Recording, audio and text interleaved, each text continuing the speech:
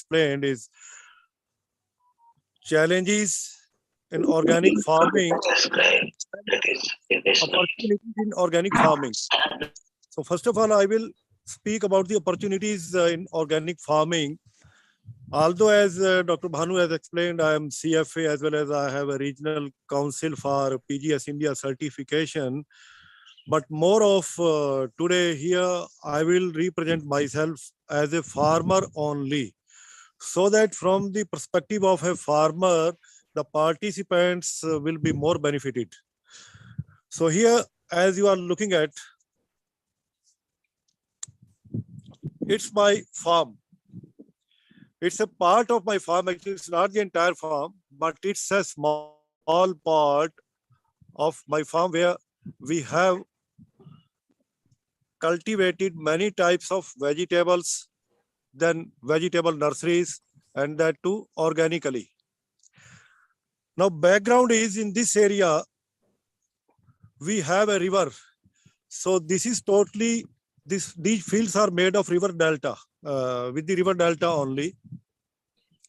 Very heavy clay soil. And for last 42 years, all the farmers, they are practicing wheat paddy rotation due to abundance of water and heavy clay soil. Now with this wheat crop rotation for last more than 4 decades, it has destroyed the soil fertility, soil fauna and flora, and soil has become dead. So I was at that time not in my village. So after a long period, I returned to my village just 2 years back. So we are 3 brothers. So I convinced my other 2 brothers to stop this monoculture of wheat paddy rotation and start for organic production, and that too with some different crops, not with the wheat and paddy. One of the reasons is you are looking at this, there is an earthen bund. This bund is to stop the river waters. Just these waters, they should flow within a certain area and it should further move towards the Arab Sagar. Once upon a time, this water ultimately reaches the Arab Sagar, but now this in the river, it is being consumed locally only. And despite that, our water table just from 10 feet, some 40 years back, today it is more than 200 feet. Here we were having very small pumps. Today we are having very heavy motors of 25 or 30 horsepower motors are installed to take the water, underground water. So these were all the reasons for motivation to start this organic farming and to break this monoculture. Now comes the story. Why to break? And what is the benefit of the farmer to break this monoculture? Because ultimately farmer needs some commercial benefits, or without commercial success, nothing is going to happen. So being this wheat paddy rotation, our farmers, they were having, or rather today also they are having assured marketing of wheat and rice in the market, and that too at MSP. So this is the assurance for the farmers. But when we to vegetables, there is no MSP, there is no guarantee. Risk involvement was very heavy and further investment was also very heavy. But ultimately, when the people agreed with me, first of all, we started this soil amendment so that it should be convenient for us to grow more types of crops and vegetables and fruits, etc. Now, before that, people asked me about the commercial success for the farmer. So now here comes the opportunities in the organic farming. So I started showing them the opportunities. After that only they have moved ahead for growing of organic vegetables. So how we did it? We started from a very small area. We started growing vegetables for our family only, and slowly some produce was more than our family, and we started selling at the farm itself. You can see here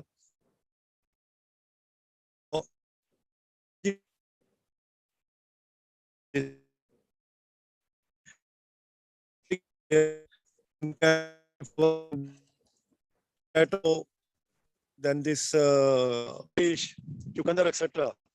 Now, farmers from the adjoining villages, from our own village, pass through this route, and then they come to the farm and they buy from here.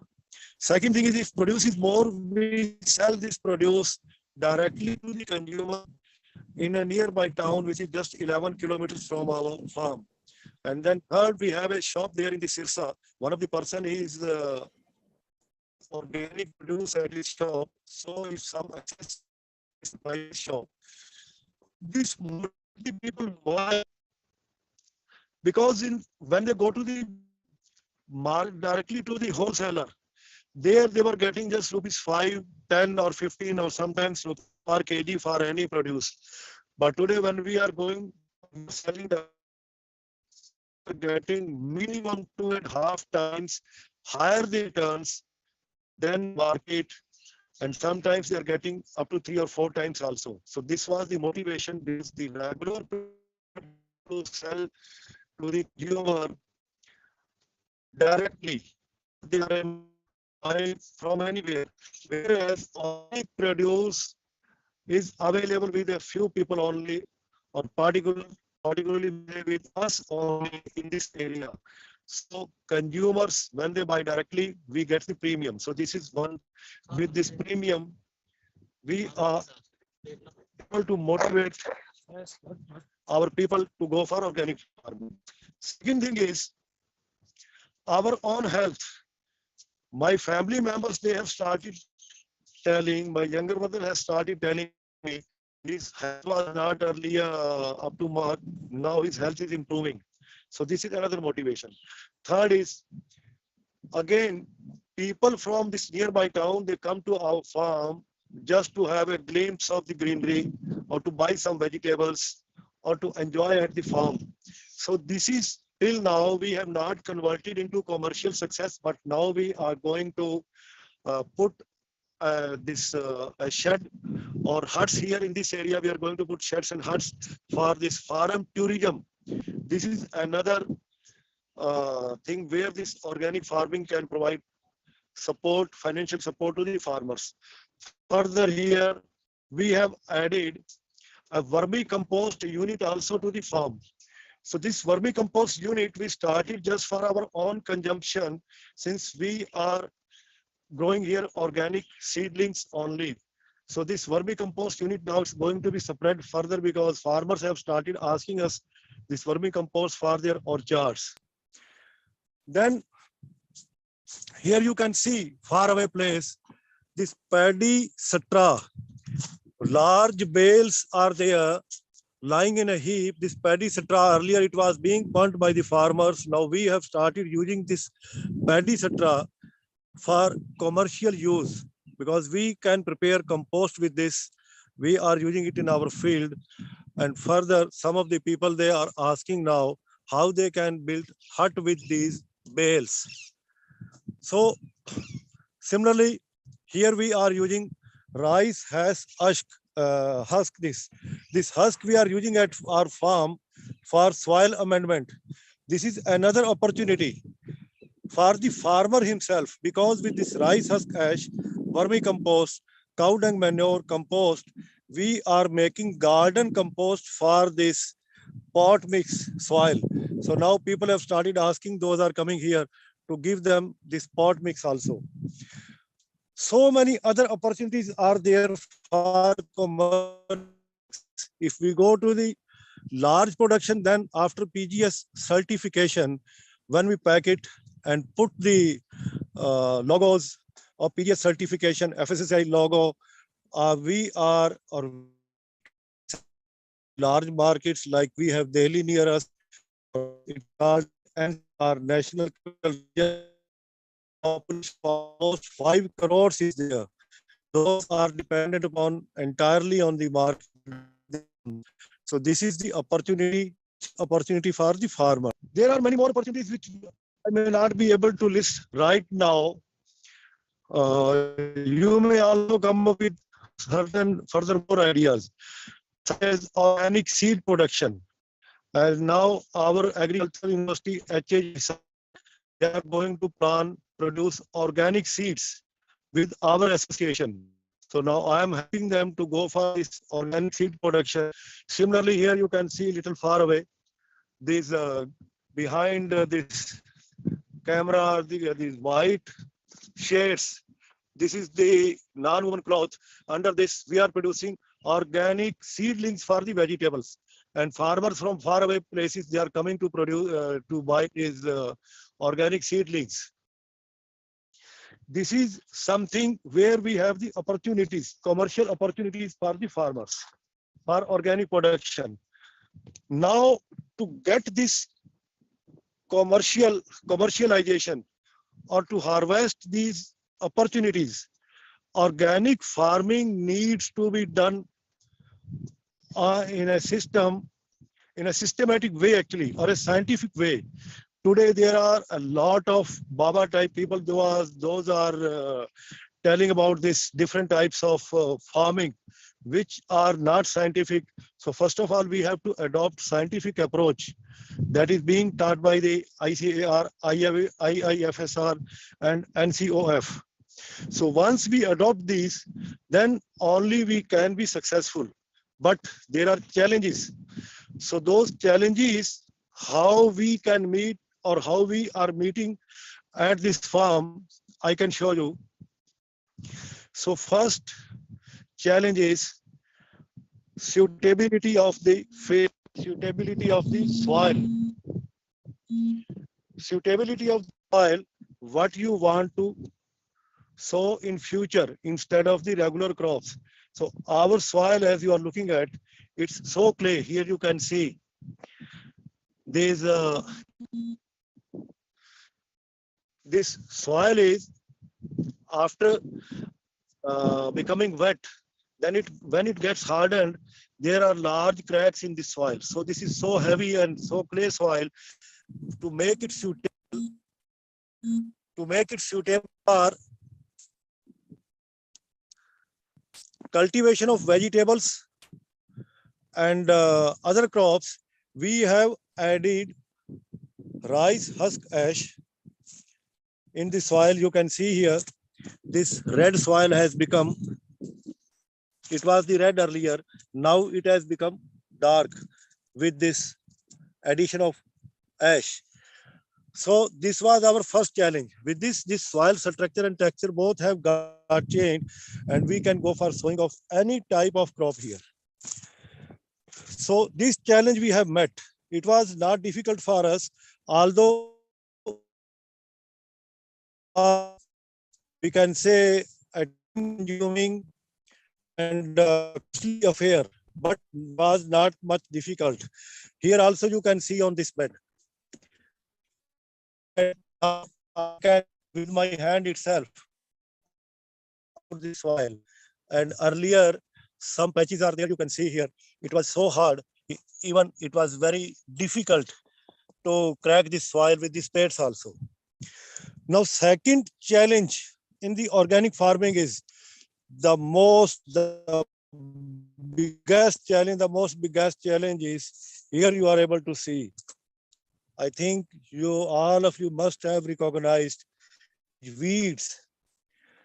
Now we are growing the crops. This is the onion nursery. It has been raised on the bed, but inside the channels, it's heavily infested. Already weeding has been done, but still prolonged rains. There was heavy soil moisture, and the weeds have, you can see here, these are almost 10 to 12 inches in height. So this is the biggest challenge. To remove these weeds, we cannot use here weedicides. In organic farming, we know weedicides, chemical weedicides are prohibited.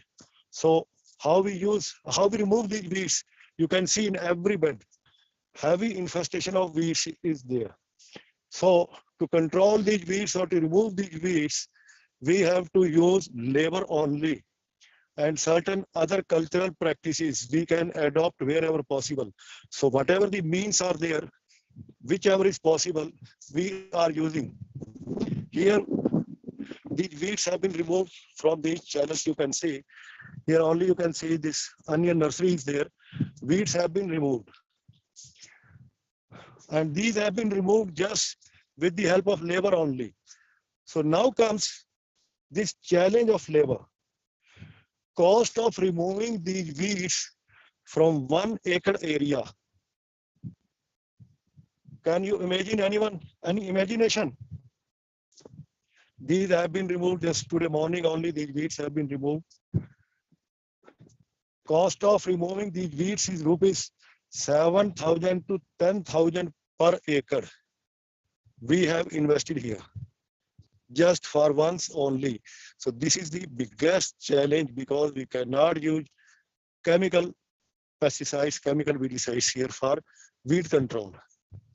So this is the biggest challenge. Here we could control or we could manage with the help of labor. Now I will show you another field here. Further, to control these weeds, we use mulching. So mulching can be plastic mulching or any natural material which can decompose easily. So earlier we had used plastic mulching, but later on we have stopped using plastic mulching. Number one, because it's plastic, it's not, we can't say it's organic. Number two, it's not biodegradable. And most important, under plastic mulching, growth of nematodes was there. This field is free from any it was free from any nematodes. But at the small patch where we used this plastic mulching, their nematodes started appearing. So we immediately removed all the plastic wherever it was. So now we have started using this crop residues. And particularly here you will be able to see paddy straw have been used. Here you can see the paddy straw has been used as mulching. Mulching on the beds where we have grown this cauliflower. After uprooting the cauliflower, then we have grown these again next crop of cauliflower. In between the space, we have grown these onions. You can see here onions. Here it is cauliflower. Here these are the onions. So this paddy straw has been used. So it has given us a, we can say, some reprieve. Investment wise, there is no heavy investment, and this paddy straw, it has not allowed to grow the weeds. Further, it's conserving the moisture. Slowly it will be converted into compost also, and it will degrade in the field. And once again we will use same mulching time and again, and no need to plow also. Again, here you can see in these beds, first this paddy straw was used. Later on, there were some weeds. So those weeds from the beds have been removed, and they have been used here as mulching itself. Over paddy straw, now these weeds are there. So these weeds automatically, they will also be converted into compost. So we could avoid growth of further weeds in these beds or in this entire field. This field you can see here, various types of vegetables are there. Each bed has a different type of vegetable. And this we use for our home purpose, as well as any extra production we sell directly to the consumers, or we send directly to the directly for home supplies, and as well as at the shop. So you can see all over we have used this paddy straw and weeds as mulching. Next mulching, what we have used, that is rice husk ash itself, we have used as mulching. In this bed, here you can see onions are there. In between we have grown tomatoes also. So now these tomatoes, they will further this support system also. Now here this rice husk has been spread on the beds. So with this rice husk, there is no growth of the weeds. Wherever little low rice husk ash is there, weeds have come up only there. A few weeds have come up. But it has given us support to suppress the weeds. Further, this rice husk ash, it contains almost 70% silica plus other micronutrients, and it has a great water holding capacity. I think it must be holding water double of its weight. So these are the methods which we are using for this weed control. So weed is the number one challenge in organic farming. Here on this potato bed, you can see there are weeds which could not be removed because labor was not free. So here weed infestation is heavy. So this weed infestation has definitely suppressed the potatoes. And we cannot use synthetic chemicals or chemical weedicides to control these weeds. So this challenge has definitely reduced the growth of potatoes and ultimately yield of potatoes. Now comes, next is we can go further to the crop protection, that is insects and diseases. In case of insect and diseases, it is still not much as difficult to control the weeds, and it is not much costlier, as costlier is the weed control. As I have already told, on manual weed control, we are spending rupees 7,000 to 10,000 per acre, whereas chemical weed control, it's just hardly, it costs maximum rupees 1,000 per acre, including chemical cost and labor cost. Now, if we come to the insect and disease control, once we have made our soil so powerful, I say it's damdar. Once we have made this damdar mati, insects and diseases, or as a whole, if I say, biotic and abiotic stresses, they automatically come down. If we see here, these onions you can see here, just planted a few days back. Here you can see this garlic crop. It's coming up very well. Overall, everywhere on this farm, you can see these fruit plants just planted 5 months back. They are so well, they are so healthy just because soil has been amended with the use of rice husk plus cow dung, manure, and vermicompost. Now comes, once we have made the soil damdar or a damdar mati, automatically abiotic or biotic stresses are not much there, but still insect infestation remains there. Then how to protect from those insects? So, number one, we have installed this light trap. So this light trap, it attracts the insects, and we are able to identify which insects have started appearing. Most of which insects have already come up. Now here it's winter, so during winter there is no much infestation. Then comes, we have installed traps, various types of traps. So here you can see, this is fruit, this is a trap to control or to manage the oriental fruit fly in the fruit plants. Then you can see here another trap, little far away from this place.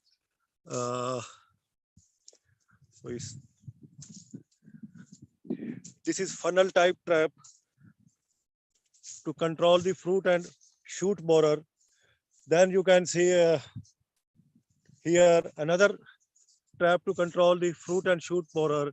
Then some traps we have already just removed to replace them for control of this Heliothis, Helicobarbara armigera, to control that. Those traps just have been removed and we are replacing them with the new traps.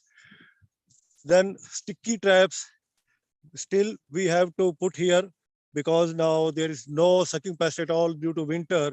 So just within next 1 week, sticky traps will also be placed to control various types of uh, sucking pests, such as this yellow trap and blue traps.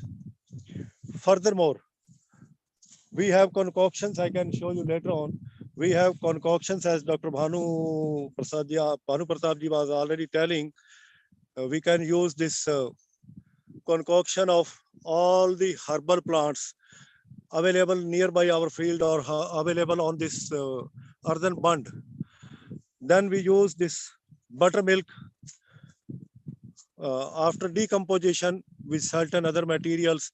So buttermilk is being used regularly. So buttermilk, it acts as nutritional material as well as repellent also for the sucking pests. Furthermore, we are using silica also, natural silica, which acts as, we can say this mechanical insecticide. Mechanical insecticide means it punctures the cell wall or it damages the insect body. With that, dehydration occurs, and with that dehydration, insects, they get killed. So we use this silica also. We use neem oil also whenever required. So we avoid, or we can say for last 1.5 years, in this 3 acres field, we have not used any synthetic chemical to control any of the insect. Just in all the crops, if I mention, to control army fallworm in the sweet corn, it was the difficult or the toughest situation for us. Only army fallworm could not be controlled as it should have been. So for army fallworm, we used sand that we had put in the whorl of the plant, or sometimes we used silica in the whorl of the plant. So there it had provided us some relief, but it was the most difficult insect. Without using chemicals, we could take up some harvest, but that was just up to 60% only as per our expectation. Whereas there is no any other insect which we could not control with the help of cultural methods, with the help of natural materials, with the help of concoctions, or by making damdar mati. So this is something regarding insect control. Now comes disease control. Disease control is the most simplest as per my experience as farmer. After this soil amendment with the natural materials, mulching with this rice straw, a lot of organic material is going into the soil. Use of this regular use of this buttermilk, we say shash or lassi. This shash or lassi we store in large drums. Once it gets fermented, after a month or 2 months, with the addition of other concoctions, we use it regularly. So this has given benefit as insect repellent plus as disease control material also. You can see here a few plants are in front of me right now. This is the Dhaniya plants. These Dhaniya plants are totally disease free, healthy, and they have come up after 3 to 4 cuttings.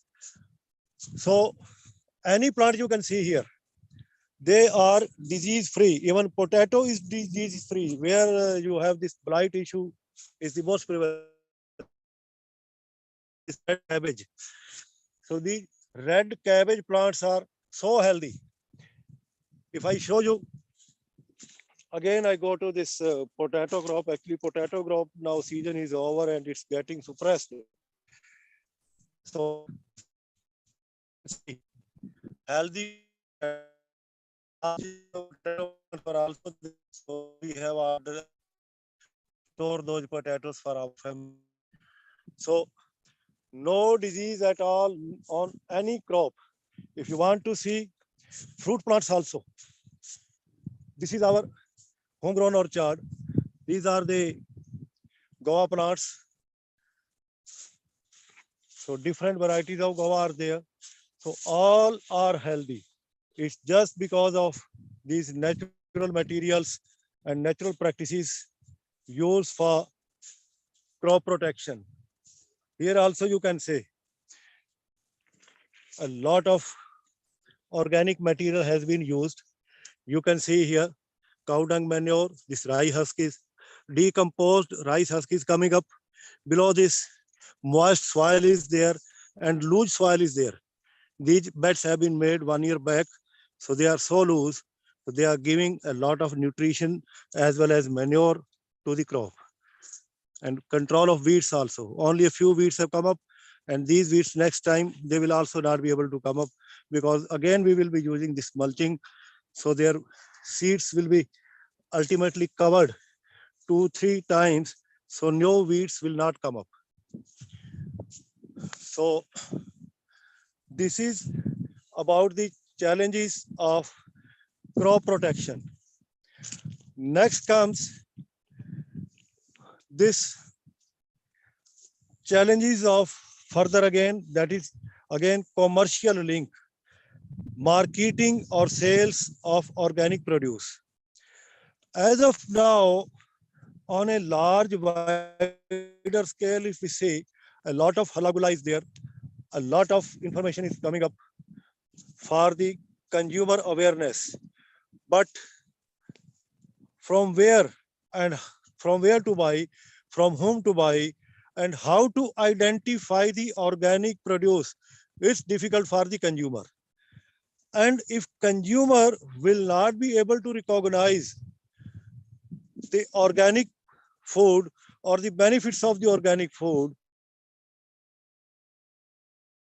supplier of the organic food, farmers will not be able to get the value of their efforts.